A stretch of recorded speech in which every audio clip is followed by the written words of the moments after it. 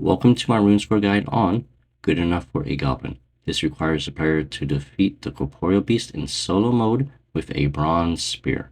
There's going to be a lot of useful items, and that will have to be the Dragon Battleaxe, which gives plus 20% damage, and the Equilibrium Aura, which gives an additional 12% damage.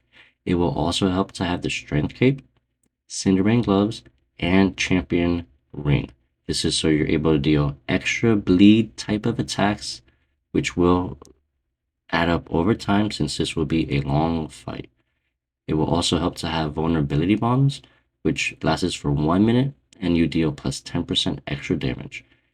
You'll also want the weapon poison plus, where each hit will have a 12.5% chance to inflict poison. As for the armor, you have two options, Masterwork or Vestments of Havoc. But keep in mind, Masterwork, you will take a lot less damage as it is tier 85 tank. For the gear and inventory, it will be on screen, but keep in mind, yes, you can use the Zuck Cape, the Amulet of Finality, and my Godbook was purely for its stats. Make your way to the PVM hub, and there's one important thing. You want to wear the Dragon Battleaxe, use its special attack, and then get 100% adrenaline with the adrenaline crystals nearby. Then you want to wear your bronze spear, make the instance, which you will have to make sure you have set it to 1, otherwise it will not count as a solo instance for whatever reason. Once you're here, activate your Quick Prayer, Turmoil, and Protect from Magic. Drink your Overload, and you want to attack the boss. If you do have the Greater Barge ability, you are able to bleed Assault. If not, you'll simply want to use Blood Tendrils, Dismember, and Slaughter. Just make sure to walk underneath the boss for Slaughter to deal triple damage. Now, if you are taking a lot of damage, you are able to use the Devotion ability right before you use the Berserk ability. And then, of course, I did accidentally forget Adrenaline Potion, which does gain plus 25% adrenaline immediately, but it's not needed. And then just remember to always walk under the boss when you slaughter, just for those extra damage, as it will help over time for this boss fight. And then I did actually forget to throw the vulnerability bomb the first, I believe, minute of the fight, so that would have helped a little quicker.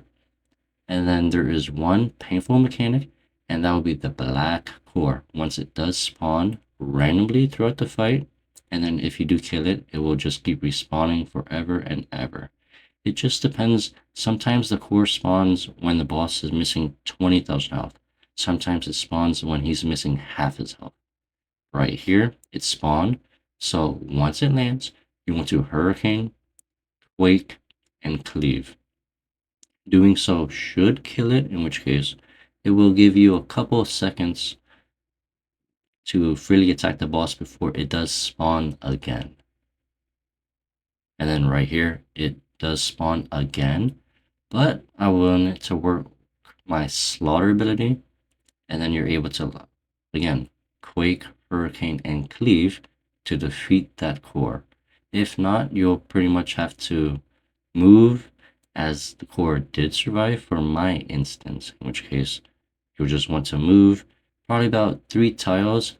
The core will jump to you, and then you'll want to go where you were. That way the core jumps forever pretty much without having to deal with it technically, but it does make the fight a lot slower just because of the fact you're having to move and your adrenaline won't be really building up since you won't be attacking anything. By defeating the Corporeal beast, you should have gotten the achievement Good Enough for a Goblin, in which case hopefully you do get some cannonballs or another expensive drop.